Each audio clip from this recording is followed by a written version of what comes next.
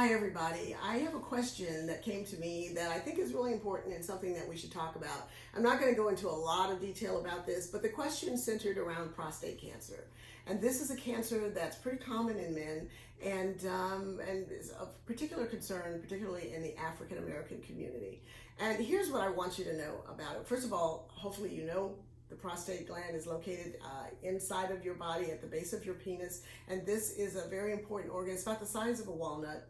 Sits there quietly. Most of the time you don't even really know that it's there, but it can become cancerous, and often the symptoms are really not very obvious, and that's what makes it dangerous, because if it is a fast growing cancer, it can metastasize to various parts of the body, including the spine, and it can eventually be fatal.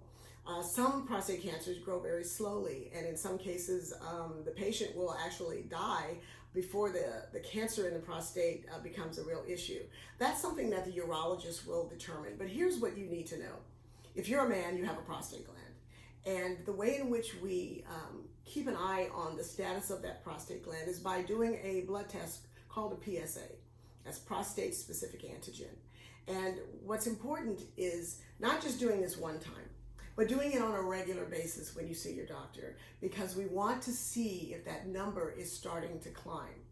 You know, the reference range for the PSA may be such that you might be within that range. Let's say it's between 1 and 4, okay, just to give you an example, and you come back at 2. Well, that's considered normal, okay, yes. However, 6 months ago, it might have been 1. Or it might have been 1.5.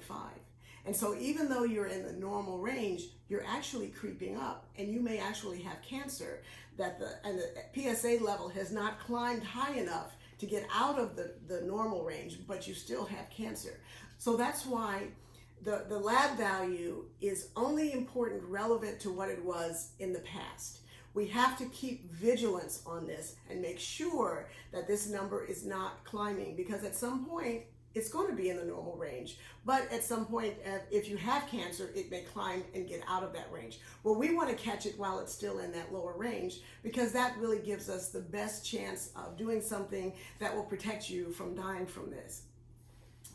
I know a lot of guys get very nervous when they start talking about going to see a doctor, whether it's a family doctor or an internist or a urologist, to have a prostate exam, because it involves a digital rectal exam. And guys get all freaked out and feel like that's just too embarrassing or too uncomfortable. It's not painful. It may be a little uncomfortable. It's kind of like you feel like you're having a bowel movement, but it just takes a moment. And what's really uncomfortable is prostate surgery. And having to tell your family that you are not going to survive something that could have been easily picked up with a digital rectal exam.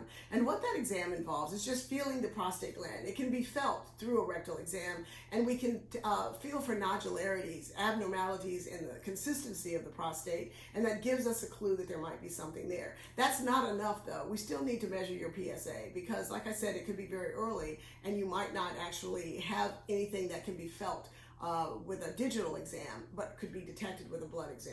So I implore you, men out there that are watching, and ladies out there who have men in your lives that you love and care about, if you haven't had a PSA and you haven't had a rectal exam, go get one, because it absolutely could be the difference between life and death for you. And there's no reason to die from a cancer that we can absolutely detect early and cure you from. So prostate cancer does not have to be the end of your story, but there's so much you can do in advance to protect yourself. Unfortunately, we don't have a particular diet or a pill that will keep you from getting it. It tends to be genetic, and if you know that somebody in your family had it, that does increase your risk for it, but it can happen in men where there's no family history at all.